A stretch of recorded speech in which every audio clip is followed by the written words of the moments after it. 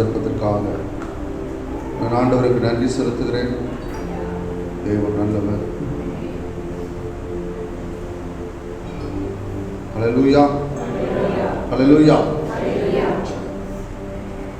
உங்களுடைய வேதத்தை என்னோடு கூட யோவான் 2ஆம் அதிகாரத்தை தெரிந்து கொள்ளுங்கள். கானாவுக்கு கல்யாணத்திலிருந்து சில வார்த்தைகள். யோவான் 2ஆம் அதிகாரம் 1 11 வசனங்களை நான் வாசிக்கிறேன். இன்னைக்கு ஒரு நாளைக்கு நீங்கள் உட்கார்ந்து இருங்க, நாளைக்கு காலையில் இருப்பீங்க. யோவான் 2ஆம் அதிகாரம் 1 வசனங்கள் வாசிக்கலாமா? நம்ம சேர்ந்து வாசிக்கலாம். 3ஆம் நாளிலே கலிலேயாவில் கானாவில் ஒரு கல்யாணம் நடந்தது. இயேசுவின் தாயும் அங்கே இருந்தார். இயேசுவும் அவருடைய சீஷரும் அந்த கல்யாணத்துக்கு அழைக்கப்பட்டிருந்தார். திராட்சரசம் குறைவுபட்ட போது இயேசுவின் தாய் அவரை நோக்கி, அவர்களுக்கு திராட்சரசம் இல்லை என்றார். அதற்கு இயேசு, ஸ்திரியே, எனக்கும் உனக்கும் என்ன? என் வேலை இன்னும் வரவில்லை என்றார். அவருடைய தாய் வேலைக்காரரை நோக்கி, அவர் உங்களுக்கு என்ன சொல்லுகிறாரோ அதன்படி செய்யுங்கள் என்றார். யூதர்கள் தங்களை சுத்திகரிக்கும் முறைமையின்படியே ஒவ்வொன்றும் 2-3 குடம் தண்ணீர் கொள்ளத்தக்கது 6 கச்சாடிகள் அங்கே வைத்திருந்தது. இயேசு வேலைக்காரரை நோக்கி, ஜாடியிலே தண்ணீர் நிரப்புங்கள் என்றார். அவர்கள் அவைகளை நிறைய நிரப்பினார்கள். அவர் அவர்களை நோக்கி, நீங்கள் இப்பொழுது கொண்டு பந்தி விசாரிப்பு காரணத்தில் கொண்டு போங்கள் என்றார். அவர்கள் கொண்டு போனார்கள்.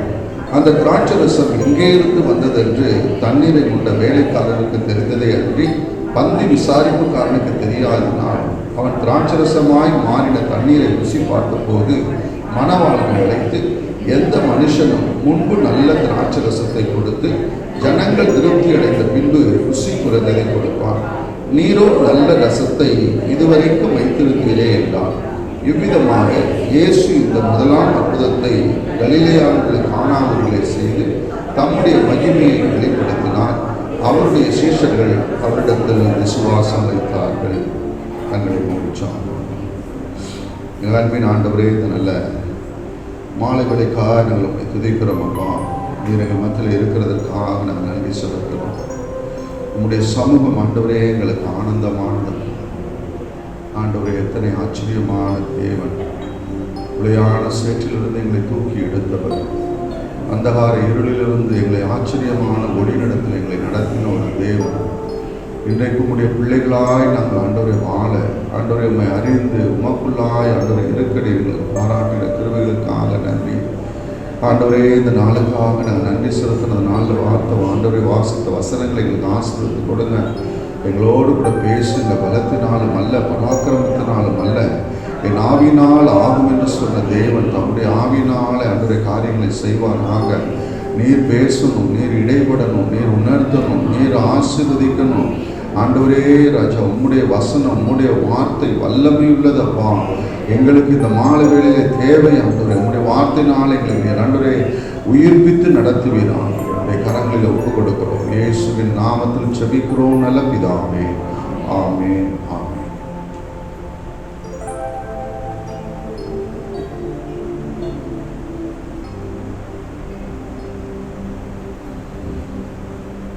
அருமையானவர்களே,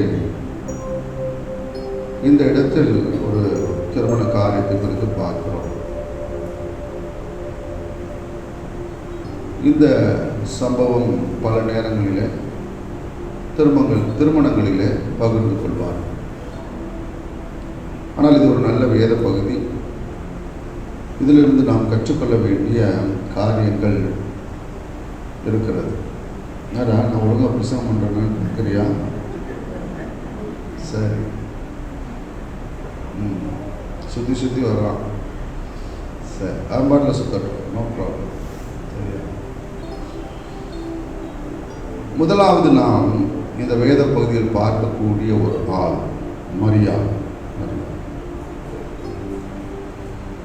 மரியாதை குறித்து நம்ம ரொம்ப என்ன செய்யறதில்லை, பேசுகிறதே இல்லை. இந்த கேத்தலிக்கில் இருந்து வந்துட்டோம் அப்படின்னா, கேத்தலிக்கில் இருக்கும்போது மரியாதை மேலே தூக்கி வச்சுருப்போம். அப்புறம் வெளியே வந்த பிறகு அந்த அம்மா தூக்கி கீழே போட்டு விட்டுருவோம். சரியா? மரியாதை குறித்து பேசவே பயப்படுவாங்க சில நேரங்கள். ஏன்னா பழைய நினைவு வந்துடுமோ அப்படின்ட்டு. ஆனால் மரியாதை நம்ம ஆராதிக்க போகிறதில்லை. மரியாதை உண்மையாகவே பாராட்டுக்கு உரிய ஒரு தன்னுடைய இளம் வயதிலேயே கிருபை பெற்றவளே வாழ்க. வேதத்தில் தேவதூதர்கள் தோன்றி இருக்கிறார்கள் அப்படின்னா அது ஒரு சில பேருக்கு தான். பல நேரங்களில் அவர்கள் தோன்றினது யார் பார்த்தீங்கன்னா வயதான ஆட்கள், இளம் வயதில், அதாவது நடு வயதில் இருக்கக்கூடியவர்கள், இல்லை நல்ல ஆவிக்குரிய வாழ்க்கையில் இருக்கக்கூடியவர்கள்.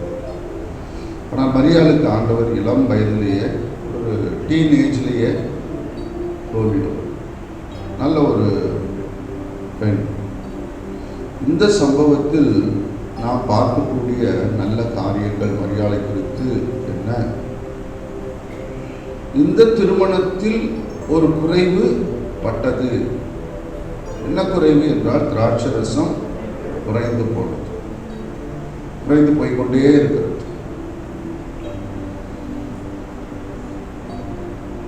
நாமும் திருமணத்துக்கு போவோம், எல்லாம் இருக்குதா குறையாம இருக்குதான்னு பார்ப்போம். எதுக்காக? நம்ம சாப்பிட்ற வரைக்கும் எதுவும் என்ன செஞ்சிடக்கூடாது, குறைஞ்சி போயிடக்கூடாது.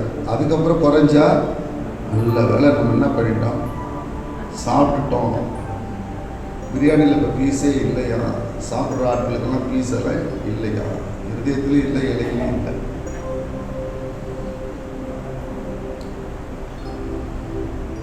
அதனால தான் சில பேர் நேராக கல்யாணத்துக்கு போனோன்னா நேராக எங்கே போயிடுவாங்க?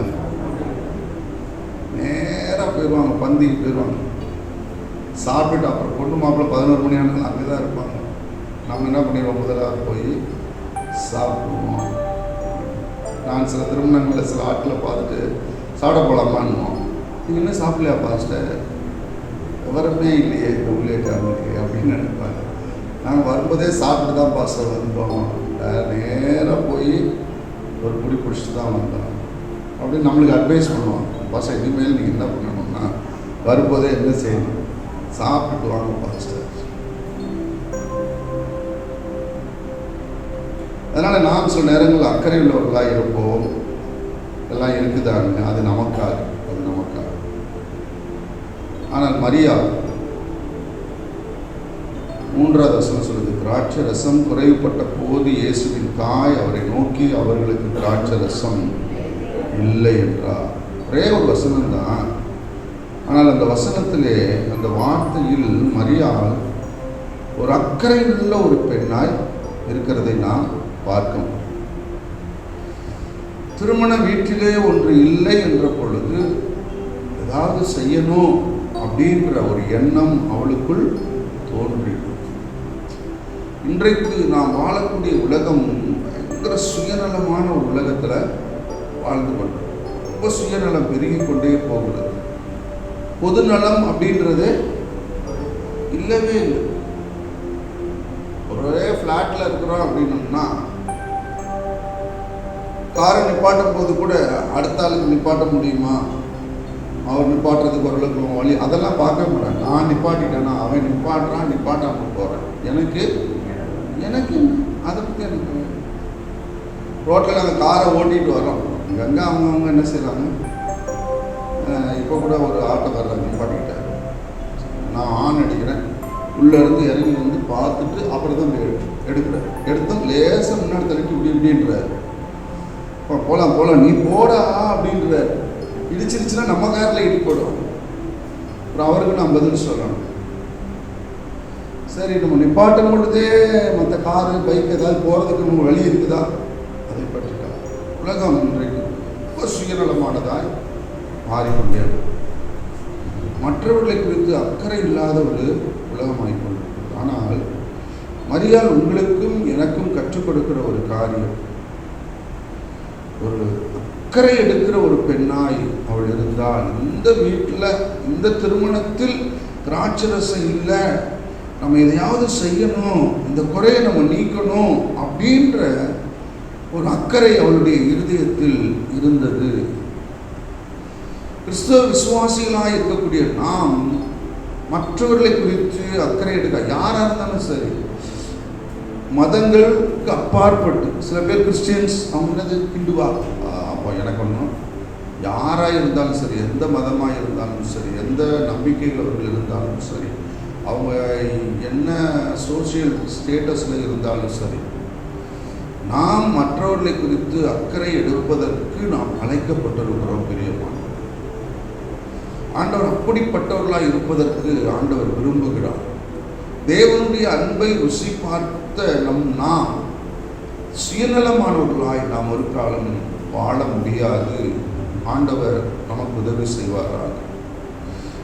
அக்கறையுள்ள ஒரு பெண்ணாய் இருந்தால், இரண்டாவது, இயேசுவின் சமூகத்திற்கு அவள் போய் பரிந்து பேசுகிறார்.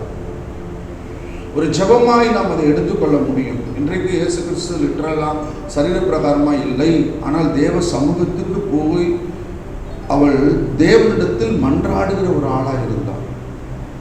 வேதவசனம் சொல்லுகிறது, இதுதான் ஆண்டவர் இயேசு கிறிஸ்து செய்த முதல் அற்புதம் என்று. அப்போ ஒரு திராட்சரசம் குறைப்பட்ட உடனேயே, இதுவரைக்கும் இயேசு அற்புதங்களை செய்ததை இவள் கண்டது கிடையாது. ஆனால் யார்கிட்ட போகணும்னு அவளுக்கு தோணுது? இயேசுனிடத்தில் போய் சொல்லுவோம். இவருடைய வாழ்க்கை வித்தியாசமாக இருக்கிறது, இவருடைய வார்த்தைகள் வித்தியாசமாக இருக்குது, இவர் எதையாவது செய்வார் என்கிற விசுவாசம் அவருடைய இருதயத்தில் எப்படி வந்ததுன்னு தெரியவில்லை. எப்படி வந்தது?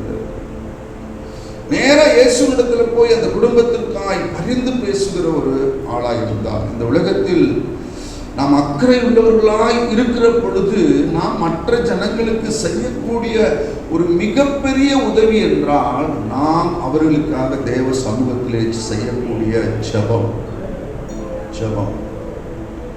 நாம் பணம் கொடுத்து உதவலாம், ஆலோசனை கொடுக்கலாம், பல நல்ல காரியங்களை செய்யலாம்.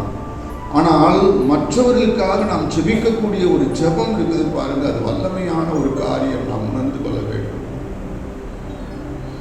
அதுக்காக நம்ம மற்ற உதவிகள் செய்ய வேண்டாம் என்று சொல்லவில்லை, மற்ற உதவிகளை எல்லாம் செய்கிறோம். ஆனால் அதற்கு அப்பாற்பட்டு அந்த குடும்பத்திற்காக, அந்த நபருக்காக தேவ சமூகத்தில் போய் உட்கார்ந்து பரிந்து பேசி ஜெபிப்பதற்கு நாம் அழைக்கப்பட்டிருக்கிறோம். ஒரு ஆள் மேல உண்மையிலே நம்மளுக்கு அக்கறை இருந்தது என்றால், அந்த அக்கறையை நாம் எங்க வெளிப்படுத்தணும் என்றால், தேவ சமூகத்திலே பரிந்து பேசி ஜெபித்து வெளிப்படுத்துகிறவர்களாக இருக்க வேண்டும். உங்களுடைய வாழ்க்கை உங்களுக்காய் மட்டும் ஜெபிக்கிற ஒரு வாழ்க்கையா இருக்கக்கூடவே கூடாது. நான், என் மனைவி இல்லை, என்னுடைய கணவன், என்னுடைய பிள்ளைகள், இதோடு நம்மளுடைய ஜெபம் முடிந்து விடும் என்றால் நம்மளுடைய வாழ்க்கை மற்றவர்களுக்கு ஆசீர்வாதமாக இருக்கவே இருக்காது. என்னுடைய பிரேயர் லிஸ்ட்ல எப்பவும் மற்றவர்களை குறித்து ஒரு லிஸ்ட் என்ன செய்யணும்? இருந்து கொண்டே தான். ஆபிரகாமுடைய வாழ்க்கையில் நாம் அதைத்தான் பார்க்கிறோம். ஆபிரகாமுக்கும் லோத்துக்கும் சண்டை வருகிறது. ஆபிரகாமுடைய வேலைக்காரனுக்கும் லோத்துடைய வேலைக்காரனுக்கும் சண்டை வந்துருச்சு. இப்போ ஆபிரகாம் அவனை பார்த்து சொல்றான், அப்பா நீ தெரிந்தெடுத்துக்கொள், நீ வடக்கில் போனா நான் என்ன செய்யறேன், தெற்குல போறேன், நீ கிழக்குல போனால் நான் மேற்குல போறேன், நீ தெரிந்தெடுத்துக்கொள்னு சொல்லுகிற பொழுது லோத்து என்ன செஞ்சிருக்கணும்? இல்லை ஆண்டவர் உன்னதான் அழைச்சாரு, நீ தான் என்னை காட்டலும் வயதில் மூர்த்தவன், நீ நல்லதை தெரிந்துகொள், நான் எங்க போகணும் நீங்க சொல்லுங்க, நான் போறேன்னு சொல்லலாம். ஆனா அவன் தான் தெரிந்தெடுத்தான். அவன் தெரிந்தெடுத்து தவறான வழியில போய் பிரச்சனையில மாட்டிக்கொண்ட பொழுது ஆபிரகாமுக்கு அதை ஆண்டவர் சொல்லுகிறார். வேறு ஒரு மனிதர்களாக இருந்தால் சந்தோஷப்பட்டிருப்பாங்க. என் கூட சண்டை போட்டுட்டு நல்ல இடத்த செலக்ட் பண்ணிட்டு போனால ஆண்டவர் தன்னை யாருன்னு காட்டுறாரு அப்படின்னு. சரியா? ரொம்ப சந்தோஷம், இருதயத்தில் ஒரு சந்தோஷம் வரும். வா, யானைக்கு ஒரு காலம் வந்தா பூனைக்கு ஒரு காலம். அப்போ நீ யானைன்னு ஒத்துக்கிறியா? சைஸ்லேயே யானை மாதிரி தான் இருக்கிற. பழமொழிகள்லாம் நமக்கு ஞாபகம் வரும். ஆனால் ஒரு ஆவிக்குரிய மனிதன் என்பதற்கு ஆபிரகாம் காட்டுகிற அடையாளம் என்னவென்றால், உடனடியாய் தேவ சமூகத்தில் போராடுகிறான். 50, 40, 30, 25, 15 அவன் குறைச்சிக்கிட்டே வரான். அது எதை காண்பிக்கிறது என்றால், இந்த மனிதனுக்காக ஆண்டவர் என்னோடு கூட இந்த சத்தியத்தை, இந்த உண்மையை பகிர்ந்து கொள்ளுகிறார். ஆண்டவர் சொல்றாரு, இவன் என்னுடைய நண்பன், நான் செய்ய போகிறதை மறைப்பேனோ அப்படின்னு சொல்லிட்டு அந்த செய்தியை அவனோடு கூட பகிர்ந்து கொள்ளுகிறார். அப்ப அவர் பகிர்ந்து கொள்கிறதனுடைய நோக்கம், நான் இவனுக்கு சொல்லணும், இதை செய்யணும் அப்படின்னு ஆண்டவர் நினைக்கிற பொழுது, ஆண்டவர் எதிர்பார்க்கிற மனிதனாய் ஆபிரகாம் அங்க நிற்கிறான். உடனடியாய் ஆண்டவர்கிட்ட போராடுவதற்கு அவன் ஆயத்தமாய், தன்னோடு போராடிவிட்டு போன ஒரு மனுஷன் அவன். ஆனால் அவனுக்காக தேவ சமூகத்துல போராடுவதற்கு அந்த மனிதன் ஆயத்தமாய். நீங்க ஆதியாகமம் வாசிச்சு பார்த்தீங்கன்னா, சோதோமை அழிக்கிற பொழுது தேவன் ஆபிரகாமை நினைத்து இந்த லோத்தை காப்பாற்றினார் வரும். அப்ப அழிக்க போகிற பொழுது அவனுடைய ஜெபத்தை ஆண்டவர் என்ன செஞ்சிடல, மறந்து விடவில்லை. அருமையான விசுவாசிகளை, நீங்கள் மற்றவர்களுக்கு செய்யக்கூடிய ஒரு மாபெரும் உதவி, அவர்களுக்காக நீங்கள் செய்யக்கூடிய பரிந்து பேசும் ஜெபம், அந்த கிருபை, அந்த ஆவி உங்களிடத்தில் இருப்பதாக. தேவனுடைய பிள்ளைகளாய் நீங்கள் இருப்பீர்கள் என்றால், உங்களுடைய பிரேயர் லிஸ்ட்ல ஒரு 5-6 பேராவது, 5-6 குடும்பமாவது என்ன செய்யணும், இருக்கணும். பிரியமான உங்க ஜெபம் மற்றவர்களுக்காக ஜெபிக்காமல், பரிந்து பேசாமல் உங்களுடைய ஜெப நேரங்கள் முடிந்து போகக்கூடாது. ஒரு லிஸ்ட் வச்சிருக்கிறீங்கன்னா, அந்த லிஸ்ட்ல யாரோ ஒரு சில பேர், உங்களுக்கு வேண்டியவர்கள், வேண்டாதவர்கள், பழகிறவர்கள், அறியாதவர்கள், ஒரு லிஸ்ட் ஒன்று அதுல இருக்க வேண்டும். ஒரு சில பேராது இருக்க வேண்டும். ஏனென்றால் என்னுடைய ஜெபம் பரிந்து பேசுகிற ஜெபம் இல்லாமல் அது முடிந்து போகக்கூடாது. தேவனாய் கர்த்தர் நமக்கு உதவி செய்வாரா. மரியாள் ஜெபிக்கிற ஒரு பெண்ணாய் இப்போ போய் ஆண்டவர்கிட்ட ஜெபம் பண்ணணும்னு ஆண்டவர் இப்போ சொல்றாரு. அதுக்கு இயேசு, ஸ்திரீயே, எனக்கும் உனக்கும் என்ன, என் வேலை இன்னும் வர. ஆண்டவர் அவளை பார்த்து, நான் என்ன செய்வேன், என்கிட்ட ஏன் வந்து சொல்ற, நான் என்ன பண்ண முடியும், அதெல்லாம் ஆண்டவர் சொல்ல. ஆண்டவர் சொன்ன ஒரு நல்ல பதில், என் வேலை இன்னும், என்னால முடியாதுன்னு சொல்லல, என் வேலை இன்னும். அப்ப அதுக்குள்ள இருக்கக்கூடிய ரகசியத்தை ஒன்றை மரியாள் அறிந்து கொள்கிறார். என்னன்னா, ஆண்டவர் ஏதோ செய்ய போறாரு. எதுக்காக காத்துக்கிட்டு இருக்கிறாரு, அவருடைய வேலைக்காக. அப்போ தேவன் ஒரு அற்புதத்தை அங்கே, தன்னுடைய மகன் என்றாலும் இயேசு ஒரு அற்புதத்தை செய்ய போகிறார், அவருடைய வேலைக்காக அவர் காத்து கொண்டிருக்கிறார் என்பதை அறிந்து கொண்ட ஒரு பெண் அக்கறை உள்ளவளாய் இருந்தது மட்டுமல்ல, பரிந்து பேசுகிறவர்களாய் இருந்தது மட்டுமல்ல, இப்போ செயல்படுகிற ஒரு ஆளாய் மாறுகிறார். Woman of action. என்ன செயல்பட்டால், அவருடைய தாய் வேலைக்காரரை நோக்கி, அவர் உங்களுக்கு என்ன சொல்லுகிறாரோ அதன்படி செய்யுங்கள். அப்ப ஆண்டவருடைய வேலை ஒன்று வரப்போகிறது. அந்த வேலை வருகிற பொழுது அவர் சொல்லுகிற காரியத்தை செய்வதற்கு ஒரு சில ஆட்கள் தேவை என்று சொல்லி வேலைக்காரர்களை பார்த்து, அப்பா அவர் வேலை வரும், அவர் ஒன்று சொல்லுவார், நீங்க என்ன செய்யுங்க, அதன்படியாய் செய்யுங்கள் என்று ஒரு கூட்டத்தை ஆயத்தப்படுத்தி வைப்பதற்கு ஆயத்தமாக இருந்தார். அது எதை காண்பிக்கிறது தெரியுமா, அவருடைய இருதயத்தில் இருந்து அசைக்க முடியாத விசுவாசம். இந்த இயேசு கண்டிப்பாக ஒரு அற்புதத்தை செய்வார். வெறும் ஜெபம் பண்ணுகிறது மட்டுமல்ல, 2 விவசாயிகள் ஆண்டவருடைய சமூகத்தில் போய் ஜெபம் பண்ணார்கள். எதற்காக என்றால், மழைக்காக ஜெபம் பண்ணினார். ஆண்டவரே, மழை எங்களுக்கு வேணும், மழையை தார, நாங்கள் என்ன செய்யணும், விதைக்கணும். ஆண்டவரே, மழை எங்களுக்கு தாங்க. விதைக்கிறதுக்கு முன்னாடி மழை தேவை. கிரவுண்டை உழுகிறதுக்கு முன்னாடி மழை விதைக்கிறதுக்கு முன்னாடி அவர்களுக்கு மழை தேவை. ஒரு மனுஷன் ஜெபம் பண்ணிட்டு வீட்டில் போய் படுத்துக்கொண்டான். ஆனால் இன்னொரு விவசாயி என்ன செய்யறான் என்றால், மழை வர்றதுக்கு முன்னாடி போய் தன்னுடைய நிலத்தை உழுது அதை ஆயத்தப்படுத்துகிறான். மழை வர்றதுக்கு முன்னாடி தான் என்னெல்லாம் செய்யணுமோ எல்லாவற்றையும் ஆயத்தம் பண்ணுகிறான். பயிரை வாங்கி ரெடி பண்ணிடுறான், நல்லா உழுது எடுத்துடுறான். அப்ப அது எதை காண்பிக்கிறது, இந்த 2 பேர்ல, இந்த கதையை சொன்ன ஒரு பிரசங்காளர் என்ன கேட்கிறார்னா, இந்த 2 பேர்ல யாருக்கு தேவன் மழை அனுப்புவார், யாருக்கு மழை அனுப்புவார்? 2 பேருமே ஜெபம் பண்ணினார்கள். ஆனால் ஒருவன் ஜெபம் பண்ணிட்டு வீட்டில் போய் படுத்துட்டான், இன்னொருத்தன் ஜெபம் பண்ணிட்டு அந்த மழைக்காக தன்னை என்ன செய்கிறான், ஆயத்தப்படுத்திக் கொள்ளுகிறான். அப்ப அவர் கேட்கிற கேள்வி, இந்த 2 பேர்ல தேவன் யாருக்கு மழை கொடுப்பார்? இவனுக்கு தான் மழை கொடுப்பார். ஏன்னா இவன் என்ன செய்யற, மலைக்கு ஆயத்தமாக இல்லை. இந்த பெண் தேவனுடைய வல்லமை வெளிப்பட போகிறது, இயேசு அற்புதத்தை செய்ய போகிறார் என்கிறதை உறுதியாய் நம்பி ஆட்களை ஆயத்தம் பண்ணி வைத்து, அதுவும் அவன் சொல்லுகிற பொழுது எப்படி சொல்லுகிறார் பாருங்க, அவர் உங்களுக்கு என்ன சொல்லுகிறாரோ அதன்படி செய்யுங்கள். அதுல ஏதாவது சந்தேகம் இருக்குதா? ஒருவேளை நம்மளா இருந்தா என்ன சொல்லியிருப்போம், இயேசு ஏதாவது சொன்னார்னா, ஒருவேளை சொன்னார்னா என்ன செய்யுங்க, செய்யுங்க. ஒண்ணு சொல்லலைன்னா நீங்க என்ன செஞ்சிருங்க, விட்டுருங்க அப்படின்னு இருப்போம். சரியா? மேபி மேபின்றதே கிடையாது, ஒருவேளைன்றதே கிடையவே கிடையாது. அவர் சொல்லுகிறார், அவர் என்ன சொல்லுகிறாரோ அதன்படி செய்யுங்கள் என்றால், அவர் ஒன்றை சொல்ல போகிறார், நீங்க கண்டிப்பா அதை என்ன செஞ்சிருங்க, செஞ்சிருங்க. அதுல இருந்த அந்த வார்த்தையில் இருந்த அந்த உறுதி, அந்த விசுவாசம், இதெல்லாம் நம்ம ஏன் பேசுறோம்னா, இதெல்லாம் நம்மளுடைய வாழ்க்கையில் இருக்கணும். தெரியுமா?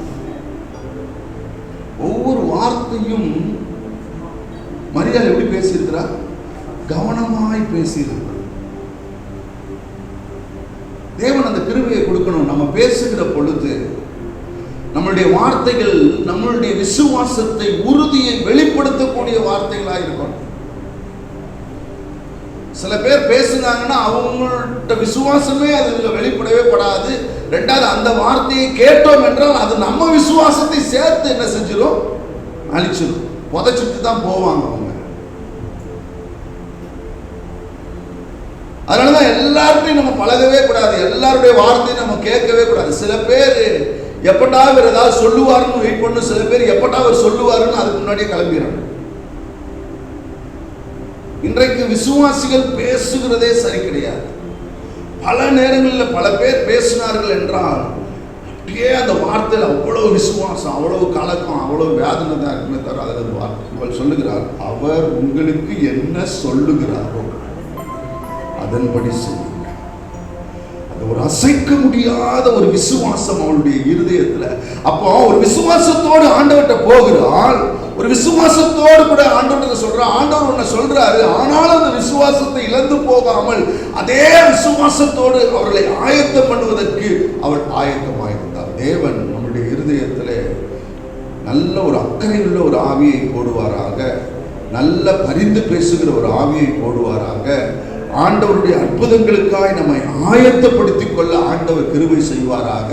நம் வாழ்க்கையில் இருக்கக்கூடிய விசுவாசத்தை வெளிப்படுத்தக்கூடிய வார்த்தைகள், செயல்களை தேவன் நமக்கு கொடுப்பாராக. அவருடைய இருதயத்தில் இருந்த அந்த விசுவாசத்துக்கு ஏற்ற வார்த்தை வருகிறது, செயல்களை பார்க்க முடிந்தது. சில பேர் சொல்லுவாங்க, நான் அற்புதத்துக்காக ஜெபம் பண்ணேன், ஆனா அவங்க வார்த்தையும் கேளுங்க, அவங்களுடைய செயல்களையும் பாருங்க, அந்த அற்புதத்துக்கு ஏற்ற வார்த்தையும் இருக்காது, செயலும் இருக்காது, தலைகீழாய் செய்து கொண்டிருப்பாங்க. அப்ப அவர்கள் ஜெபித்ததற்கு என்ன பிரயோஜனம்? ஜெபித்தார்கள், அற்புதத்துக்காய் ஜெபித்தார்கள், தேவனுடைய வல்லமை வெளிப்படணும் ஜெபித்தார்கள். ஆனா ஜெபத்தை முடிச்சுட்டு வந்ததுக்கு பிறகு அவங்க செய்யக்கூடிய காரியத்திலும் அவங்க பேசக்கூடிய வார்த்தையிலும் விசுவாசமே. தேவனாய கர்த்தர் இந்த மாலை வேளையில விசுவாசிகளாக இருக்கக்கூடிய நமக்கு அக்கறை உள்ளவர்களாக இருக்க, பரிந்து பேசுகிறவர்களாக இருக்க, செயல்படுகிறவர்களாக இருக்க, விசுவாசத்தை உறுதியோடு காத்துக்கொள்ளுகிறவர்களாக இருக்க தேவன் நமக்கு உதவி செய்வார். ஹல்லேலூயா சொல்லுங்க, ஹல்லேலூயா. இரண்டாவது ஒரு கூட்டம், மரியாள் சொல்லிட்டு மரியாள் போயிட்டாங்க. மரியாளுக்கு என்ன வேலை இருந்ததுன்னு தெரியல, மரியாள் போயிட்டாங்க. 6வது வசனம் வருகிற பொழுது, யூதர்கள் தங்களை சுத்திகரிக்கும் முறைமையின்படியே ஒவ்வொன்றும் 2-3 குடம் தண்ணீர் கொள்ளத்தக்க 6 கச்சாடிகள் அங்கே வைத்திருந்தது. கரெக்டாக தெரில, இது எழுதின ஆளுக்கு ஒரு எத்தனை குடம் பிடிக்கணும், 3 குடம்னே வச்சுக்கொள்ளணும். 6 கச்சாடிகள் இருந்தது. அப்போ எத்தனை குடம் தண்ணீர் நிரப்பணும்? கணக்கில் புளி இருக்கிறீங்க போல இருக்கு. எத்தனை? 18. யாரோ 16ன்னு சொன்ன மாதிரி இருந்துச்சு. Low problem. ஓகே, கிரேஸில் உங்களை பாஸ் பண்ணி விட்டுருவேன். ஓகே, எல்லாரும் 18 தான் சொல்றீங்களா, படிச்சுக்கொள்ளுங்க. உங்களுடைய எனக்கு அப்படி கேட்டுச்சா தெரியல. 18 குடம் தண்ணீர் நிரப்பும் கச்சாடிகள் அங்கே இருந்தது. 7ஆம் வசனத்தில், இயேசு வேலைக்காரரை நோக்கி, அவர் சொன்ன வேலை என்ன செஞ்சிருச்சு? இப்போ வந்துருச்சு. என் வேலை இன்னும் வரவில்லைன்னு சொன்னார். இப்போ அவருடைய வேலை வந்துருச்சு. எந்த வேலைக்காரர்களை பார்த்து அவர் என்ன சொல்லுகிறாரோ அதன்படி செய்யுங்கள் என்று சொன்னார்கள், மரியாள் சொன்னார்களோ அந்த வேலை வந்துவிட்டது. அந்த வார்த்தை இப்போ அவங்களை நோக்கி வருகிறது. என்ன வார்த்தை? ஜாடியிலே தண்ணீர் நிரப்புங்கள் என்றார். 18 குடம் தண்ணி பிடிச்சி நிரப்பணும். மேக்சிமம் 2ன்னு வச்சோம்னா 12 குடம் பிடிக்கணும். ஜாடிகளிலே தண்ணீர் நிரப்புங்கள் என்று சொல்லுகிறார். இந்த வேலைக்காரர்கள் யார்? இந்த வேலைக்காரர்கள் இந்த திருமணத்தில் வேலை செய்வதற்கு மனுஷரால் அழைக்கப்பட்டு கூலிக்காய் வேலை செய்வதற்கு வந்தவர்கள். அப்ப மனிதர்களால் அழைக்கப்பட்டவர்கள், பணத்திற்காக வந்தவர்கள். யாரும் சும்மா வாலண்டியரா வரல. வாலண்டியரா வந்து அவங்களை என்ன நம்ம சொல்ல முடியாது, வேலைக்காரர்கள் சொல்ல முடியாது. மனிதர்களால் அழைக்கப்பட்டவர்கள், மனிதர்களுக்கு கொடுக்கிற வேலையை செய்வதற்கு அழைக்கப்பட்டவர்கள், மனிதர்கள் கொடுக்கக்கூடிய கூலி என்கிற பணத்தை வாங்கிட்டு போறதற்காக வந்தவர்கள். இவர்களுக்கு இன்றைக்கு தேவன் ஒரு சந்தர்ப்பம் கொடுக்கிறார். என்ன சந்தர்ப்பம் என்றால், அவருக்கு வேலை செய்யக்கூடிய ஒரு சந்தர்ப்பம். அவருக்கு வேலை செய்யக்கூடிய சந்தர்ப்பம். மனுஷரால் அழைக்கப்பட்ட இவர்களை இப்ப யார் அழைக்கிறது? தேவன் அழைக்கிறார். தேவன் அழைக்கிறார். தேவன் அழைக்கிறார். என்னத்திற்காக? இந்த ஜாடிகள்ல தண்ணீர் என்ன செய்யுங்கள்? நிரப்புங்கள். அப்போ கூலிக்காக வேலை பார்க்க வந்த மனுஷரால் அழைக்கப்பட்டு மனுஷர்கள் கொடுக்கக்கூடிய வேலைகளை செய்ய வந்தவர்களுக்கு முன்பதாக தேவன் ஒரு வேலை கொடுக்கிறார். தேவன் அவருக்கென்று வேலை செய்வதற்கு அழைக்கிறார். ஒரு சந்தர்ப்பம் அவர்களுக்கு கொடுக்கப்பட போகிறது. இவர்கள் என்ன செய்ய போகிறார்கள்? என்ன செய்ய போறாங்க?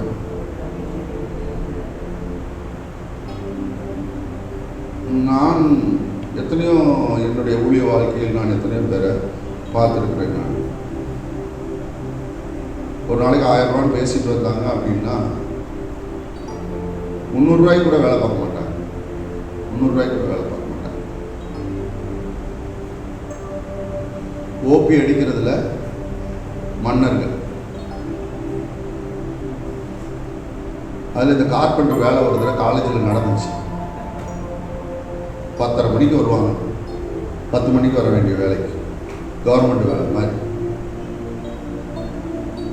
11:30 மணிக்கு டீ குடிக்க போயிடுவாங்க. ஒரு 3/4 மணி நேரம் காலி. கூட்டி கழிச்சு பார்த்தீங்கன்னா 8 மணி நேரம் 9 மணி நேரம் வேலை செய்யறதுல ஒரு 4 மணி நேரம் தான் வேலை செஞ்சுருப்பாங்க. லஞ்சு சாப்பிட்ட உடனே 1 மணி நேரம் ரெஸ்ட். அப்படி என்னடா செஞ்சேன்? 5 மணி ஆனு டமான்னு வச்சுட்டு எந்திரிச்சிருவாங்க. என்னாச்சு? அதே பாதி தான் கட்டையை அறுத்து இருக்கிற, மீதியை அறுத்து வச்சுட்டு போக வேண்டியது தானே. 5 மணி சார், ஆயிடுச்சு சார், நாளைக்கு பார்க்கலாம் சார். அந்த ரம்பம் பாதி அறுத்திருப்பான், இங்க இருந்து இங்க வரைக்கும் வந்திருப்பான், அப்படியே வச்சுட்டு எந்திரிச்சிருப்பான். இல்ல வேற ஏதாவது சொல்லணும் அப்படின்னோம்னா, அது எங்க வேலை, அது எங்க வேலை கிடையாது சார். இது செய்யறதுக்கு தான் நாங்கள் வந்தோம், அதெல்லாம் நாங்கள் செய்ய முடியாது. அப்படி அதை செய்யறதா இருந்தா எக்ஸ்ட்ரா கொடுங்க சார். அருமையானவர்களை, இந்த இடத்தில் இவர்களுக்கு சம்பந்தம் இல்லாத ஒருவர் ஒரு சம்பந்தம் இல்லாத ஒரு வேலையை கொடுக்கிறார். அந்த வேலைக்கு எக்ஸ்ட்ரா ஏதாவது ஒரு கொடுப்பாரா? அதுவும் கிடையாது. இல்ல, இவர் சொன்னது 18 குடம் தண்ணீரை நிரப்புகிறதுனால இவர்களை வேலை கலைத்த அந்த மனுஷன் 18 குடம் தண்ணீர் நிரப்பிச்சிங்களா, நான் உங்களுக்கு எக்ஸ்ட்ரா என்ன செய்யறேன், ஒரு 50 ரூபாய் தர போறேன்னு சொல்ல போறானா? அது கிடையாது.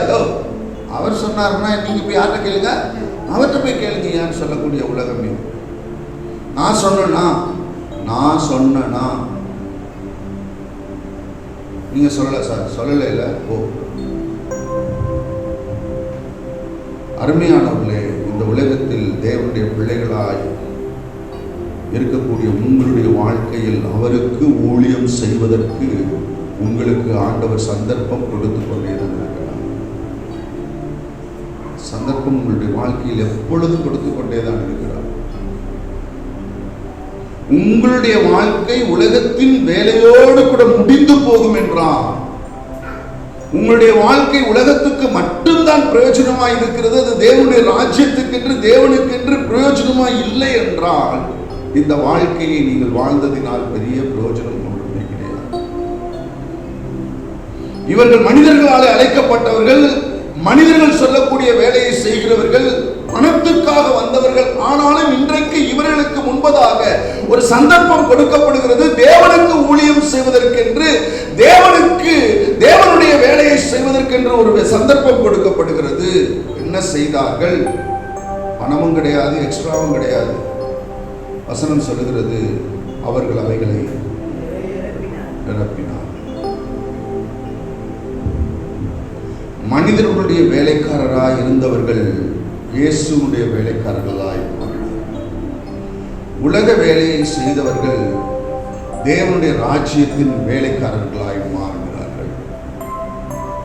உலக வேலையை செய்து கொண்டிருக்கக்கூடிய அதே நேரத்தில் தேவனுடைய வேலையும் அதற்குள்ளாய் செய்வதற்கு ஒரு சந்தர்ப்பம் கொடுக்கப்பட்ட பொழுது அந்த சந்தர்ப்பத்தை நேர்த்தியாய் பயன்படுத்தி கொண்ட வேலைக்காரர்கள்.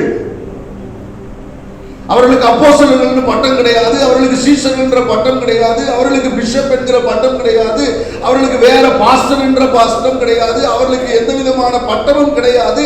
அதே வேலைக்காரர்கள் தான். ஆனால் அதே வேலைக்காரர்கள் என்கிற பட்டத்தோடு கூட தேவனுக்கு ஊழியம் செய்யக்கூடிய ஒரு சந்தர்ப்பம் கொடுத்த பொழுது அதற்கு எந்த விதமான எக்ஸ்ட்ரா இன்கமும் கிடையாது, எந்த விதமான சேலரியும் கிடையாதுனாலும் தேவனுடைய வேலைக்காரர்களாய் மாறுவதற்கு அவர்கள் ஆயத்தமாய் இருந்தார்கள். அவர்கள் அதை தட்டி கழிக்கவில்லை. அதனாலதான் இன்றைக்கு நான் அவர்களை குறித்து பேசிட்டு, அதான் தேவன் அவர்கள் கொடுக்கக்கூடிய கணம். 2000 வருஷமா வேலைக்காரர்கள் எங்கெங்கேயோ யாரோ பிரசங்கம் பண்ணி கொண்டே இருக்கிறார்கள். அது ஏன்னா மனிதனுடைய வேலையை மட்டுமல்ல, அதற்கு மத்தியிலே தேவ வேலையும் செய்வதற்கு அவர்கள் தங்களை ஒப்பு கொடுத்தார்கள். பாருங்க, தேவன் அதற்கு கொடுக்கிற கணம் தான் இந்த 2000 வருஷமா எங்கெங்கேயோ யார் அவர்களை குறித்து. அவருடைய பெயர்கள் இங்கே சொல்லப்படவில்லை, அவருடைய வீட்டு விலாசம் சொல்லப்படவில்லை. ஆனால் அவர்களை குறித்து பேசுகிற அளவிற்கு தேவன் அவர்களை கனம் பண்ணி வைத்திருக்கிறார். தேவன் அந்த கிருபையை உங்களுக்கு கொடுப்பாராக. உங்களுடைய வேலைகளுக்கு மத்தியிலே, உங்களுடைய பிஸி ஸ்கெடியூலுக்கு மத்தியில் தேவனுடைய வேலையும் செய்வதற்கு, தேவன் சொல்லுகிற காரியங்களை செய்வதற்கு, தேவனுடைய ராஜ்யத்தின் காரியங்களை செய்வதற்கு தேவன் உங்களுக்கு உதவி செய்வாராக. உலக வேலையிலேயே உங்க வாழ்க்கை முடிந்து போகாதபடிக்கு, உலக வேலையிலேயே உங்களுடைய பலனும் உங்களுடைய அறிவும் உங்களுடைய திறமையும் செலவழித்து போகாதபடிக்கு உங்களை பாதுகாத்துக் கொள்ளுங்கள். தேவன் உங்களை அழைக்கிற பொழுது, தேவன் உங்களுக்கு வழிகளை திறந்து கொடுக்கிற பொழுது, தேவன் உங்களுக்கு சொல்லுகிற பொழுது, தேவன் உங்களுக்கு சந்தர்ப்பங்களை கொடுக்கிற பொழுது, தேவ சத்தத்தை கேட்டு தேவனுக்கு ஊழியம் செய்ய தேவன் உங்களுக்கு கிருபை செய்வாராக. அல்லேலூயா. அப்போ மனித வேலைக்காரர்கள் தேவன் இயேசு கிறிஸ்துவினுடைய ஊழியத்தை செய்யக்கூடிய அவருடைய வேலைக்காரர்களாய் மாறினார். கர்த்தருடைய ஊழியத்தை செய்தார். இது அவர்களுடைய வேலை அல்ல, இது கூடுதல் வேலை, இது கூலி இல்லாத வேலை. தண்ணீர் நிரப்ப வேண்டியது அவங்க வேலை இல்லை, இது எக்ஸ்ட்ரா ஒர்க்கு, அதுக்கு எக்ஸ்ட்ரா எந்த விதமான பேமெண்ட்டும் கிடையாது. ஆனாலும் அதை செய்வதற்கு அவர்கள் ஆயத்தமாக மேன்மையானவர்கள். ஆனால் இதில் பார்க்கக்கூடிய இன்னொரு மேன்மை என்ன அப்படின்னா, இயேசு வேலைக்காரரை நோக்கி ஜாடிகளில் தண்ணீர் நிரப்புகள் என்றால் அவர்கள் அவைகளை நிறைய நிரப்பினார்கள். இயேசு அவர்களை பார்த்து சொன்னது என்ன? நிரப்புங்கள் என்று சொன்னார். அவங்க என்ன செய்தார்கள்? நிறைய நிரப்பினார்கள் என்று சொல்லப்பட்டிருக்கிறது. ஆங்கிலத்தில் நீங்க பார்த்தீங்கன்னா அதனுடைய வார்த்தை என்னன்னா, they filled to the brim அப்படின்னு சொல்றாங்க. brimனா விளிம்பு வரை, விளிம்பு வரை.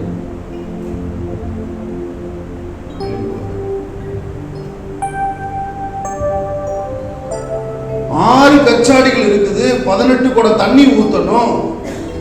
ஆனா விளிம்பு வரைக்கும் ஊற்றணும் அப்படின்னா இன்னும் ஒரு 2 குடம் என்ன செய்யணும்? எக்ஸ்ட்ரா தூக்கிட்டு வரணும்.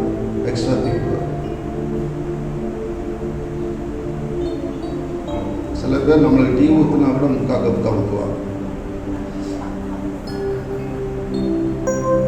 எனக்கு அரை கப்பே கொடுங்க, அதுதான் என்னுடைய வழக்கம். ஐயோ பாஸ்டர் சொல்லிட்டாங்க, ஒரு நேற்று காலையில் டீ கொடுத்தது தான் சொல்கிறாருன்னு நினச்சிருங்க, அதை நினைக்கிறேன் நான். எனக்கு சில இடங்களில் போனால் சாப்பிடவே பிடிக்காது. ஆனால் அந்த பரிமாறுற ஆட்கள் அப்படி அப்படி இப்படிமா என்னடா செய்ய நீ வராதவனுக்கு அப்படி அப்படி அப்படின்னா பயங்கர ஆக்ஷன் தான் வருமே தவிர அந்த 1.5 பீஸுக்கு மேலே வராது. அப்படின்னு கரண்டில் இருக்கிற பீஸ் பத்திரம் அங்கேயே நிற்க, ரைஸ் பத்திரம் விழுவு. எனக்கு அப்படி யாராவது சர்வ் பண்ணாங்கன்னா அப்படியே வச்சுட்டு போயிடலாம் தோணும். இவர்கிட்ட எதுக்கு நம்ம சாப்பிட போகிற வழியில் அரை தந்தூரியோ பாபிக்கு சாப்பிட்டு போகலாம்.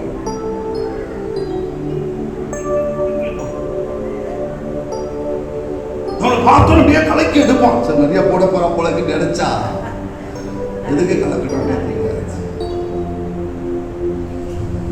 இந்த உலகம் கடனுக்கும் கடமைக்கும் செய்கிறவர்கள் ஏராளமான பேர். பல பேரை பார்த்திருக்கிறேன், வேதனைப்பட்டிருக்கிறேன்.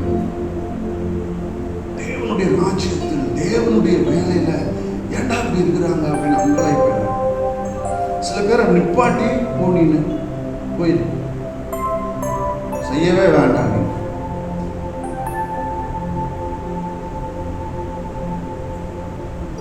இவர்கள் இது இவர்களுடைய வேலை இல்லை, இது எக்ஸ்ட்ரா ஒர்க்கு, இதுக்கு கூலியும் கிடையாது. ஆனாலும் இயேசு சொல்லி இருக்கிறார், இயேசுவுக்கு செய்கிறோம், ஆகையினால் நாங்கள் எப்படி செய்வோம்? நிறைய நிரப்புவோம். நிறைய நிரப்பணும்னா 2 குடம் பா, 2 குடம் நடக்கணும்பா, 2 குடம் எக்ஸ்ட்ராவா தூக்கிட்டு வரணும்பா. No problem, no problem. நம்ம ஆட்கள் 6 வாளியை நிரப்பலான்னு சொன்னா முக்கா வாளியா இருக்கும். நீங்க ஒரு வாளி எடுத்து எல்லாத்துலயும் ஊத்தி பிரிம் நிறைய நிரப்பினீங்கன்னா ஒரு வாளி காலியாயிடும். அவன் 6 வாளி நிரப்பி இருக்கிறான். ஆனா நம்ம எடுத்து எல்லாத்தையும் ஊத்துன பிறகு பார்த்தா ஒரு பக்கெட் காலியா இருக்கும். எப்படி நிரப்பிட்டோம் கேளுங்க? நிரப்பிட்டேன் மாஸ்டர். அப்படியே தண்ணி வேஸ்ட் ஆயிருக்கும்ல பாஸ்டர், நிரப்பி கீழே ஒன்று வேஸ்ட் ஆகும். ஏன் விழாத பிடிக்கு ஊத்து?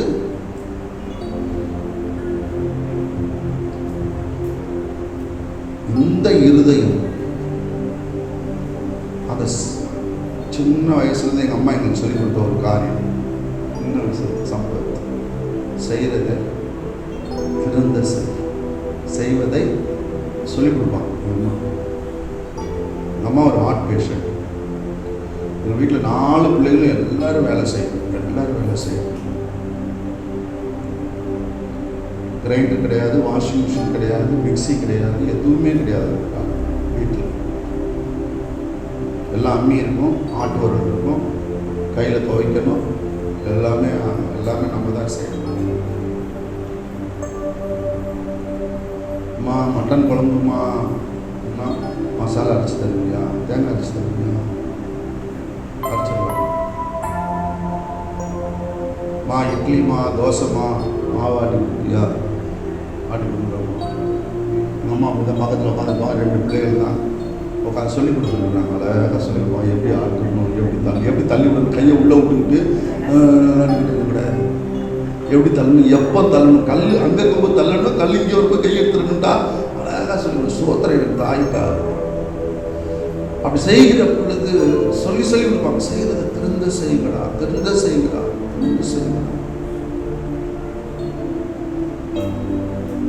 ஏனென்றால் பிரியமானவர்களே, நாம் தேவனுடைய ராஜ்யத்தில் தேவனுக்கு நாம் செய்கிறோம்.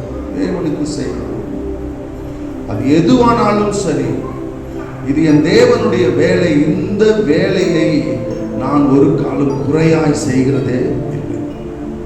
இந்த அருமையான வேலைக்காரர்கள் யாருன்னு தெரியல. ஒரு வேலை என்ன எழுத சொல்ற பேருக்கெல்லாம் போட்டிருப்பேன் நான்.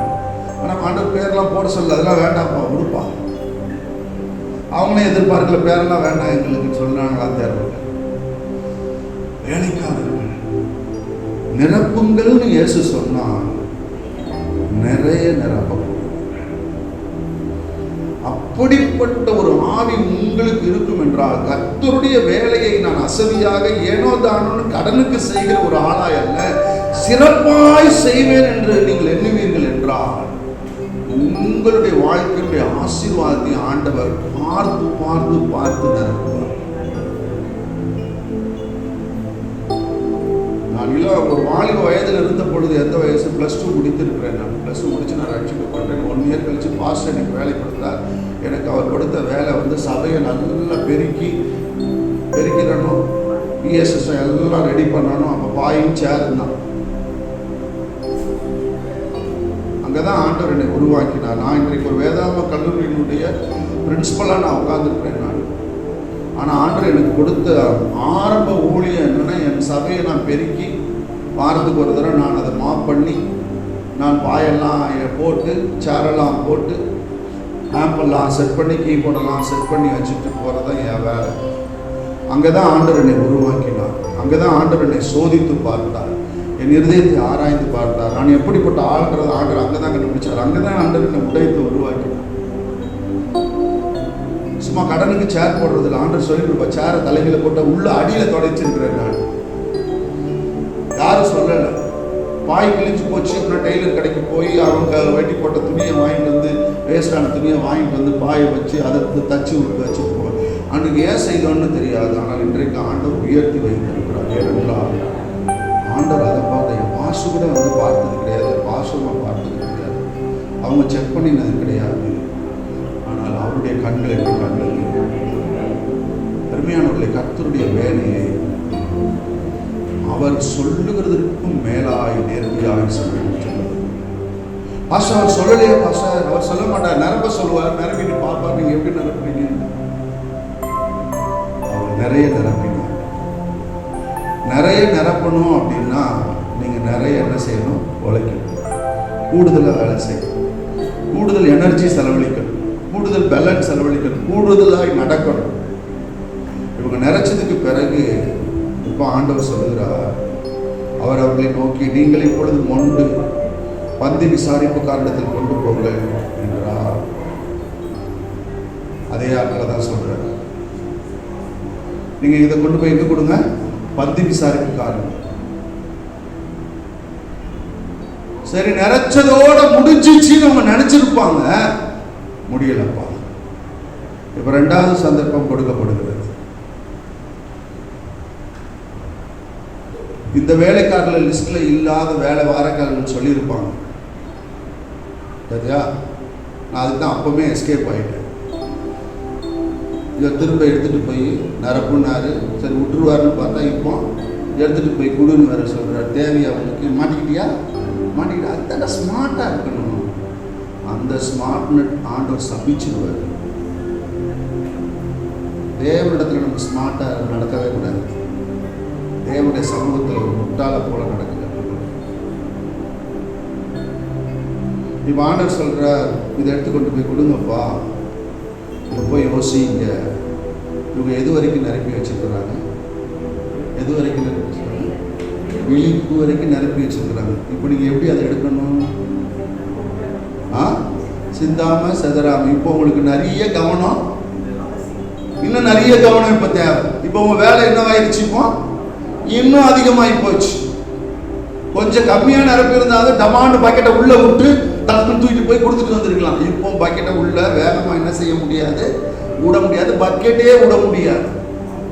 உங்களுக்கு நல்லா தெரிஞ்சிருந்தா நீங்க என்ன செய்யணும்னா, ஒரு டம்ளர் எடுத்து இப்போ மெல்ல டம்ளரையும் டபக்குன்னு விட முடியாது. ஏன்னா சித்தியம் இது இயேசு செய்த ரசம், அற்புதத்தின் ரசம். அப்போ டம்ளரை மெல்ல விட்டு கொஞ்சம் கொஞ்சமாக எடுத்து ஊற்றிட்டு தான் பாக்கெட்டை ஊற்றணும். இப்போ அவங்களுக்கு இன்னும் நிறைய வேலை. முன்னாடி செஞ்சதை காட்டில் இப்போ இவங்களுக்கு நிறைய வேலை. அவர்கள் அதையும் செய்வதற்கு ஆயத்தம். என் ஊழிய வாழ்க்கையில் சொல்லுகிறேன், எப்படிப்பட்டவர்கள் ஒரு சில பேரை பைப் காலத்திலலாம் சில நேரங்களில் சில பசங்களுக்கு ஒரு இது ஒன்று அடிச்சு கொடுங்கடா எனக்கு, என்ன இந்த எலக்ட்ரிக் பாக்ஸ் ஒன்று. சில நேரம் பசங்க வருவாங்க எலக்ட்ரிஷியன். இன்டர்வியூலேயே ஒவ்வொருத்தரையும் இன்டர்வியூ பண்ணும் பொழுதே நான் யார் யாருக்கு என்னென்ன திறமை இருக்குது எல்லாம் நோட் பண்ணி வச்சுக்கிட்டுருவேன். நான் பாஸ் எனக்கு எலக்ட்ரிக் வேலை தெரியும், நல்லது, கர்த்தரோட ஆசீர்வதிப்பாரு. எத்தனை வருஷம் எலக்ட்ரிக் வேலை செஞ்சேன்? 7 வருஷமாக வேலை செஞ்சேன். நல்லது, ஓகே, வெரி குட். உனக்கு என்ன தெரியும்? எனக்கு இந்த வேலை தெரியும், ஓகே, நல்லது. எல்லாம் இங்கே மைண்டில் நோட் பண்ணிக்குவேன். இல்லைன்னா சில நேரங்களில் போனதுக்கு பிறகு கம்ப்யூட்டர்லேயே அடித்து வச்சுக்கிடுவேன். நான் இவனுக்கு எலக்ட்ரிக் வேலை தெரியும், இவனுக்கு இந்த வேலை தெரியும், அவனுக்கு அந்த வேலை தெரியும், எல்லாமே நோட் பண்ணி வச்சுருவேன். கூப்பிட்டு சில நேரம் பசங்களில் சாலமன் ஒரு பையன் இருக்கான், இவன் பாஷா இருக்கான். அவனை ஒரு எலக்ட்ரிக் போர்டு அடிக்கணும், அங்கேருந்து ஒரு இது போட்டு அந்த பைப்பு போட்டு அடித்து கொண்டு வரான்னா, இந்த உலகத்தில் அப்படிப்பட்ட ஒரு ஆள் கிடைக்கவே கிடையாது. என்ன சாலமோன் இவ்வளோ நேரம் செய்கிற? என்ன செய்யணும் பாஸ்டர்? உலகத்தில் நான் வேலை செஞ்சுருக்கிறேன் பாஸ்டர், அதுவே நான் நல்லா செய்வேன். இப்போ நான் வச்சுக்கப்பட்டு ஊழியக்காரனாக வந்துட்டேன். பைபிள் காலேஜுக்காக செய்கிறேன் பாஸ்டர், நான் இன்னும் நல்லா செய்யணும்ல. என் மனசில் ஓடும், நீ எப்படிடா செய்கிற சம்ப, நீ எப்படி செய்கிற? இவனே நல்லா செய்யணும், நான் எப்படி செய்யணும்? ரொம்ப நல்லா செய்யணும்ல. சிவா பாருங்க, அப்படியே கோடு அடிச்சு போட்ட மாதிரி இருக்கும். அவ்வளோ அழகா இருக்கும், அவ்வளோ அழகா இருக்கும். நல்லா அவனை பாராட்டும், நல்லா ஒரு ஜெபம் பண்ணி ஆண்டவருக்கு ஆசை. ஏனென்றால் தேவனுடைய ராஜ்யத்தில் அப்படிப்பட்ட வேலைக்காரர்களை தான் தேவன் தேடி. அதனாலதான் பவுல் சொல்லுகிறான், நான் உண்மையுள்ளவன் என்று எண்ணி இந்த ஊழியத்தை கொடுத்தாருமா என் கையில். அப்ப என்ன ஊழியத்தை கொடுக்கிற பொழுதே ஆண்டவர் பவுலுடைய வாழ்க்கையில எதை பார்த்திருக்கிறாரு? இந்த மனுஷன் எனக்கு விரோதமா செய்யும் பொழுதே இவ்வளவு உண்மையா செய்வான்னா, எனக்கு வந்தா அண்ணா இவன் எவ்வளவு உண்மையா செய்வான். நீதான்டா. ஏன் ஆண்டவர் அவனுக்கு பின்னாடி அழைச்சார்? அவனோட அறிவாளிகள் ஞானிகள் இல்லையா? இந்த மனுஷன் உண்மையை பார்க்கிறார். இந்த மனுஷன் எனக்கு இந்த வேலைக்காரர்கள் கர்த்தருடைய வேலையை மிகுந்த ஜாக்கிரதையோடு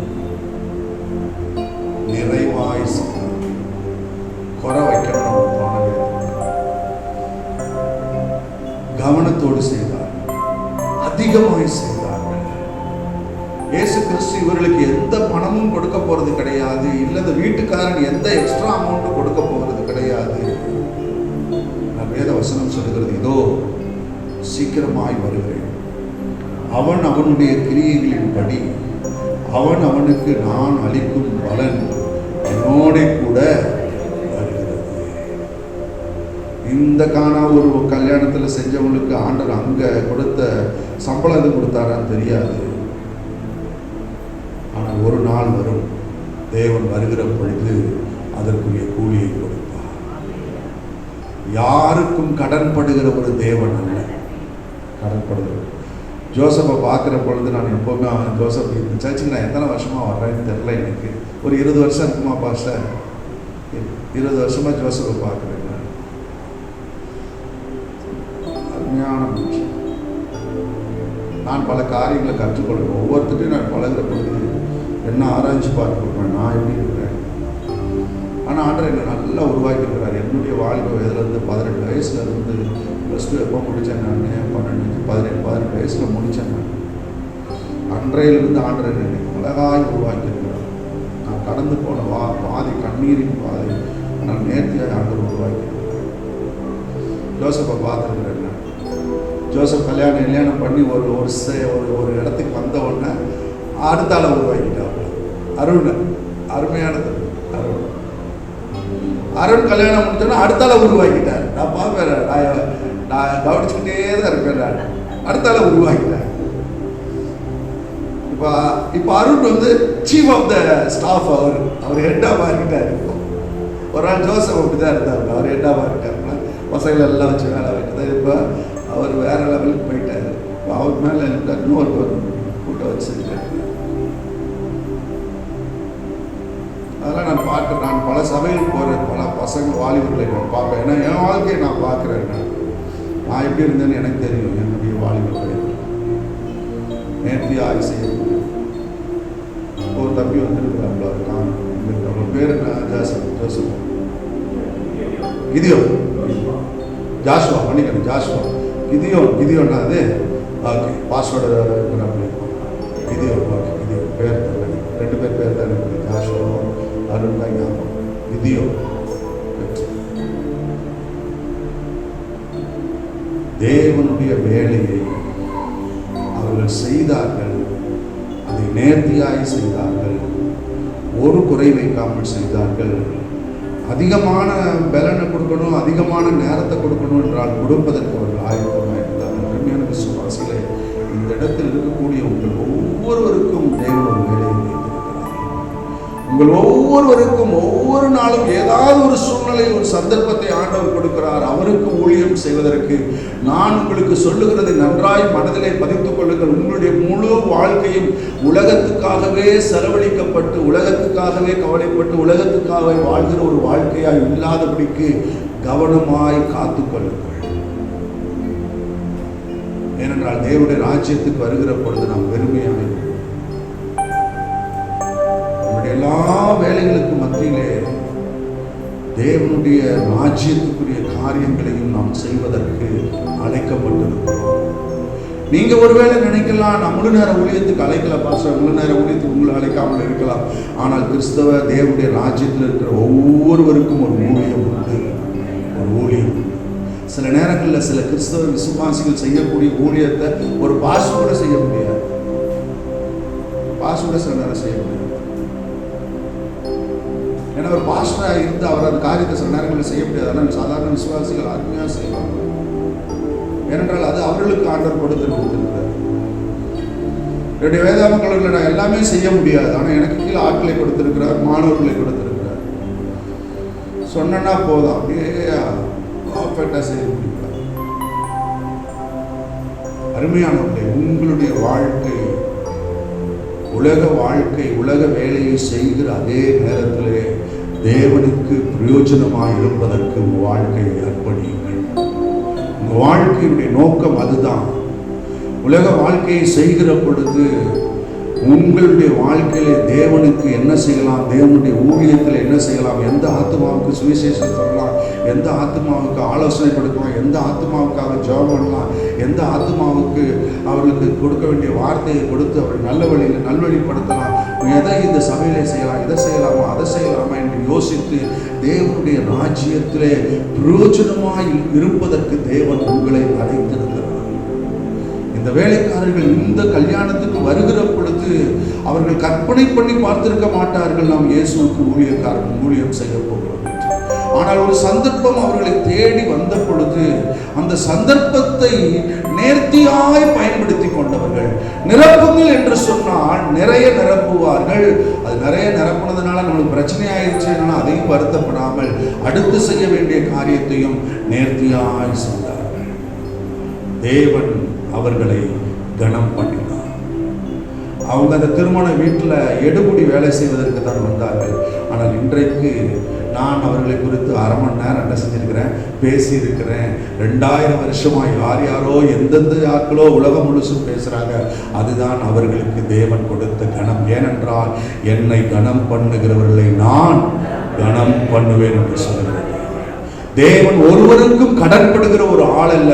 நீங்க தேவனுக்கு ஒரு சின்ன காரியம் செஞ்சீங்கனாலும் அதற்கு தக்க பலனை, அதான் ஆண்டவர் சொல்றார், ஒரு கலசம் தண்ணீர் கொடுத்தாலும், ஒரு கலசம் தண்ணீர் கொடுத்தாலும் அதையும் புத்தகத்தில் எழுதி வைத்துக் கொள்ளுங்கள். ஒரு கலசம் ஆண்டவர் சொல்லலாம், ஒரு கலசம் கஞ்சி கொடுத்தான்னு சொல்ல, ஒரு கலசம் பாயாசம் கொடுத்தான்னு சொல்ல, இல்லை ஒரு கலசம் சூப் கொடுத்தான்னு சொல்ல, என்ன கொடுத்தா, தண்ணி கொடுத்தா. அப்போ நான் ஆராதிக்கிற தேவன் எப்படிப்பட்ட தேவன்? ஒரு கலசம் தண்ணி கொடுத்தா கூட அதை கூட என்ன செய்யறாரு, தன்னுடைய கணக்கில் வைத்து அதற்குரிய பலனை கொடுக்கிற ஒரு தேவனை நான் சேவிக்கிறேன். தேவனாய் கர்த்தர் அந்த கிருபையை இந்த சபையில் இருக்கக்கூடிய ஒவ்வொருவருக்கும் கொடுப்பார். உங்களுடைய எல்லா பொறுப்புகளுக்கு மத்தியிலே, எல்லா வேலைகளுக்கு மத்தியிலே, எல்லா விதமான நெருக்கங்கள் அழுத்தங்களுக்கு மத்தியிலே தேவனுடைய ஊழியத்தை நிறைவாய் செய்யக்கூடியவர்களாய் இருக்க தேவன் கிருபை பாராட்டுவார். ஒரு மரியாளை போல அக்கறை எடுக்கிற ஒரு நபராக, ஒரு மரியாளை போல பரிந்து பேசுகிற ஒரு நபராக, ஒரு மரியாளை போல நல்ல விசுவாசத்தோடு காரியங்களை ஆயத்தப்படுத்தி வைக்கிற ஒரு ஆளாக, இது நம்முடைய வேலை இல்லாவிட்டாலும், இது கூடுதல் வேலைனாலும், இதுக்கு கூலி இல்லாவிட்டாலும் ஆண்டவருடைய வேலைக்காரர்களாக இருப்பதற்கு அந்த வேலைக்காரர்கள் தங்களை ஒப்புக் கொடுத்தது போல இயேசுடைய வேலையை அவர்கள் நிறைய செய்ததற்காக, அதற்கு பிறகு அவர்களை பார்த்து எடுத்துக்கொண்டு போய் கொடுங்கள் என்று சொன்னாலும் அதையும் செய்வதற்கு அவர்கள் ஆயத்தமாக இருந்தார்கள். இந்த அற்புதம் நடந்ததுனால எல்லாரும் ஆசீர்வதிக்கப்பட்டாங்க. ஆனா யார் தான் வேலை செஞ்சது? வேலைக்காரர். ஒருவேளை எவனாவது நினைச்சிருக்கலாம், அப்படி ஆட்கள் இருக்கிறாங்க இந்த உலகத்தில். இருந்து போனவங்களுக்கு என்ன நினைப்பாங்கன்னா, இந்த அற்புதம் மாத்திரம் நடக்காமல் இருந்திருந்தா நம்ம ஒரு 18 குடத்தை இங்கே ஊதிக்க தேவையில்லை, ஒரு 18 குடத்தை கொண்டு போய் கொடுத்துருக்க தேவையில்லை, கொஞ்சம் ஃப்ரீயாக இருந்திருப்போம். இவர் அற்புதத்தை செஞ்சுட்டு நம்ம உயிரை என்ன செஞ்சிட்டாரு, வாங்கிட்டாருன்னு யோசிக்கிற ஆட்கள் இருக்கத்தான் செய்கிறாங்க. ஆனால் அவர்கள் அப்படி யோசிக்கிறாங்க. என்ன மனசு, என்ன நல்ல இருதயம் இருந்தால் அதை செய்வதற்கு அவர்கள் ஆயத்தமாக இருப்பார். இந்த அற்புதம் நடந்ததுனால ஆசீர்வாதம் என்னன்னா, அந்த குடும்பம் ஒரு அவமானத்தை சந்திக்காதபடிக்கு அதிலிருந்து அவர்கள் காக்கப்பட்டார்கள். வந்தவர்கள் ரெண்டாவது வெறுமையாய் போகாதபடிக்கு, இல்லை ஒரு கிளாஸ் தான் குடித்தேன், 1.5 கிளாஸ் தான் குடித்தேன், அதுலேயும் தண்ணியை கலந்து கொடுத்துட்டாங்க நான் சொல்லாதபடிக்கு, இவர்களுடைய கீழ்ப்படிதல், இவர்களுடைய நல் ஆவி அவர்கள் திருப்தியாய் சாப்பிட்டு போகிறது உதவியாக இருந்தது. இவர்களுடைய நல் ஆவி அவங்க கல்யாண வீட்டில் கொடுத்தது மட்டுமல்ல, நல்ல ரசத்தை குடிப்பதற்கு அவர்களுக்கு என்ன இருந்துச்சு? உதவியாக இருந்துச்சு. நல்ல ரசத்தை குடிக்கிறதுக்கு, திருப்தியாய் குடிப்பதற்கு அவர்களுக்கு உதவியாக இருந்தது.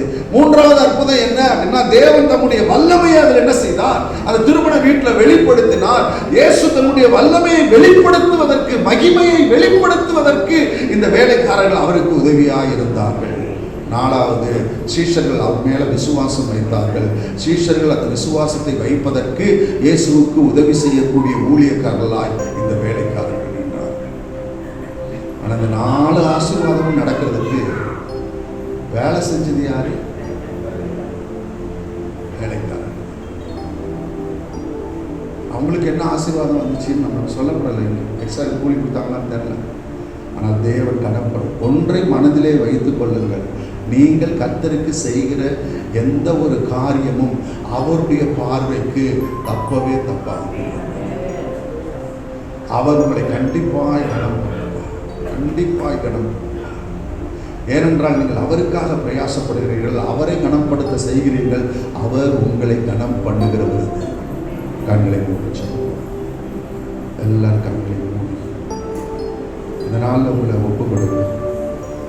மரியாதை போல அக்கறை உள்ள ஒரு ஆளாக இருக்கணும்ப்பா. என்னை சுற்றிலும் என்ன நடக்குது, யார் என்ன தேவையில் இருக்கிறாங்க, யார் என்ன கஷ்டத்தில் இருக்கிறாங்க, யார் என்ன குழப்பத்தில் இருக்கிறாங்க, யார் என்ன போராட்டத்துக்குள்ளே கடந்து போயிட்டு இருக்கிறாங்கன்னு அறிந்து கொள்ள எனக்கு உதவி செய்யணும் ஆண்டவரே. எனக்கு என்னன்னு நான் வாழக்கூடாதப்பா, இது என் பிரச்சனை இல்லைன்னு நினைக்கக்கூடாதப்பா. என் சகோதரனுடைய பிரச்சனை என்னுடைய பிரச்சனை, என் சகோதரனுடைய பிரச்சனை என்னுடைய பிரச்சனை என்று நினைத்து ஆண்டவரே அவர்கள் மேலே அக்கறை எடுக்க, அவர்களுக்காக அழுது ஜெபம் பண்ண எனக்கு உதவி செய்யணும் ஆண்டவரே.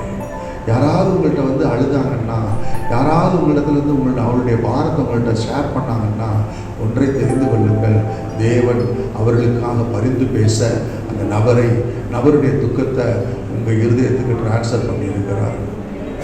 இது ஏன்டா, இது நான் இருக்கிற பிரச்சனை பத்தாதுன்னு, நான் இருக்கிற வேதனை பத்தாது, இது வேதனையை வேற கொட்டுதுன்னு நினைக்காதீங்க. அந்த வேதனையை ஆண்டவர் உங்கள் இருதயத்தில் கொட்டுனதுக்கு காரணம், அந்த வேதனையை அவர் சமூகத்துக்கு நீங்கள் தூக்கிட்டு வருவீங்கன்னு அவருக்கு தெரிந்து அவர் எதிர்பார்த்து உங்களிடத்துல சொல்லியிருக்கிறார். ஒரு ஆபிரகாம்கிட்ட சொன்னால், அந்த ஆபிரகாம் இந்த இடத்துக்காக, இந்த சோதோம் குமாராவுக்காக, இந்த லோத்துக்காக ஜெபம் பண்ணுவான் என்கிற அந்த எதிர்பார்ப்பில் தான் ஆண்டவர் சொன்னார். ஆண்டவர் இன்ஃபர்மேஷன் கொடுக்கிற தேவன் அல்ல, ஆண்டவர் எதிர்பார்ப்போடு கூட பகிர்ந்து கொள்கிற ஒரு தேவன். பரிந்து பேச ஆண்டவர் உங்களை ஏற்படுத்தி வைத்திருக்கிறார். உங்களிடத்தில் வருகிறவர்களுடைய பாரங்கள், துக்கங்களை காது கொடுத்து கேளுங்க, அதை பெற்றுக்கொள்ளுங்க. அவர்களுக்காக கண்ணீர் விட்டு ஜெபம் பண்ணுங்க. அவர்கள் ஒரு நாள் அற்புதத்தை பார்ப்பார்கள். உங்கள் வாழ்க்கை ஆச்சரியமானதாக இருக்கும். உங்கள் வாழ்க்கை மிகுந்த சமாதானமாக இருக்கும். ஆண்டவர் உங்களுடைய வாழ்க்கையில் அற்புதங்களை செய்வார். அவர்களுடைய அற்புதத்துக்காக ஜெபித்த உங்கள் ஆண்டவர் கைவிட்டுருவாரா? நீங்க கேட்காத அற்புதத்தை உங்க வாழ்க்கையில் ஆண்டவர் செய்வார். ஆண்டவருக்காக செயல்படுவதற்கு மரியாதை போல, வேலைக்காரர்களைப் போல ஆட்கள் இன்றைக்கு தேவ பிரியமானவர்களே. தேவனுடைய ராஜ்யத்துல, தேவனுடைய சபையில, தேவனுடைய மந்தையில அவருக்கு ஊழியம் செய்யக்கூடிய ஆட்களை அவருடைய கண்கள் தேடிக்கொண்டே இருக்கிறது. அது சின்னதோ பெரியதோ, அது எவ்வளவு பெருசுனாலும் சரி, தேவனுடைய ராஜ்யத்தில் அவருக்கு ஊழியம் செய்யக்கூடிய ஆட்களை அவர் தேடிக்கொண்டே இருக்கிறார். இந்த கால வேளையில, இந்த இரவு வேளையில ஆண்டவரே என்னை பயன்படுத்துங்க, என்னை பயன்படுத்துங்க. ஏற்கனவே உங்க வாழ்க்கை பிரயோஜனமா இருக்கும்னா, ஏற்கனவே நீங்க ஊழியம் செஞ்சுட்டு இருப்பீங்கன்னா, இன்னும் நிறைய செய்ய எனக்கு உதவி செய்யுங்க ஆண்டவரே. நான் நிரப்புகிற மனுஷனாய் அல்ல, நான் நிறைய நிரப்புகிற மனுஷனாய் இருக்கணும் அப்பா. ஆண்டவரே, ஏதோ இது சொன்னதை மட்டும் அல்லப்பா, சொன்னதை நேர்த்தியாய் செய்கிற ஒரு மனுஷனாய் ஆண்டவரே என்னை மாற்றுங்க ஆண்டவரே. உங்களுடைய வார்த்தையை அல்ல, உங்களுடைய இருதயத்தின் ஏக்கத்தை நிறைவேற்ற எனக்கு உதவி செய்யுங்க அப்பா. நான் ஒரு 3 கூட எக்ஸ்ட்ரா ஊத்துறதுனால அந்த ஆண்டவரே கல்யாண வீட்டுல ஒரு 3 கூட எக்ஸ்ட்ராவா ஒரு அற்புதமான திராட்சை ரசம் வந்ததே அப்பா. நான் ஒருவேளை ஒரு 3 கூட 4 கூட கம்மியா ஊத்தி இருந்திருப்பேன்னா, அந்த ஆண்டவரே இந்த கூட்டத்துல வந்தவங்க இன்னும் குறைவோடு கூட ஒருவேளை போயிருக்கலாம். ஆண்டவரே, எதையும் நான் நிறைவாய் செய்கிற ஒரு ஆவியை கொடுங்க. எந்த எதிர்பார்ப்பு இல்லாமல் செய்ய எனக்கு உதவி செய்யுங்க. இதை செய்கிறதுனால எனக்கு என்ன பிரயோஜனம் இல்லாமல், எந்த எதிர்பார்ப்பு இல்லாமல் என் நேரத்தை, என் அறிவை, என் திறமைய, என்னுடைய பலனை ஆண்டவரே உமக்காக செலவழிக்க எனக்கு உதவி செய்யுங்க ஆண்டவரே. இது யாருடைய வேலையோன்னு நான் நினைக்க கூடாது, இது என்னுடைய வேலை இல்லைன்னு சொல்லக்கூடாது ஆண்டவரே. என் ஆண்டவர் என்னிடத்துல சொல்லுகிற பொழுது, என்னோடு பேசுகிற பொழுது, எனக்கு அதை காண்பிக்கிற பொழுது, அதை உண்மை உத்தமமாய் செய்து முடிக்கிற ஒரு மனுஷனாய், செய்து முடிக்கிற ஒரு ஆவியோடு இருக்க அந்த கிருபையை இந்த இரவில் எனக்கு கொடுங்கப்பா. இரவில் கொடுங்க. என்னை நம்பி நீங்க ஒண்ணு கொடுக்கிற பொழுது, என்னை நம்பி தேடி வருகிற பொழுது, அந்த நம்பிக்கைக்கு பாத்திரமானாய், உண்மையுள்ள ஒரு மனுஷனாய், மனுஷியாய் இந்த இரவிலே நிலை நிற்க எனக்கு உதவி செய்யுங்க அப்பா. உதவி செய்யுங்க ஆண்டவரே. யாருடைய திருமணத்திலேயோ அற்புதம் நடக்கிறதற்கு இந்த வேலைக்காரர்கள் வேலை செய்ய ஆயத்தமா இருந்தார்கள் ஆண்டவரே. இந்த இரவிலே ஆண்டவரே ராஜா, எங்களை உண்மை உள்ளவர்கள் என்று அழைத்து எங்களுக்கு ஊழியர்களை கொடுக்குறீங்க, எங்களுக்கு பொறுப்புகளை கொடுக்குறீங்க. அதை நேர்த்தியாய் செய்ய உதவி செய்யுங்க, அதை உண்மையாய் செய்ய உதவி செய்யுங்க, முழு பாரத்தோடு செய்ய உதவி செய்யுங்க, முழு மனதோடு செய்ய எங்களுக்கு உதவி செய்யுங்க, முழு கருத்தோடு செய்ய எங்களுக்கு உதவி செய்யுங்க. கடனுக்கு செய்யக்கூடாது ஆண்டவரே.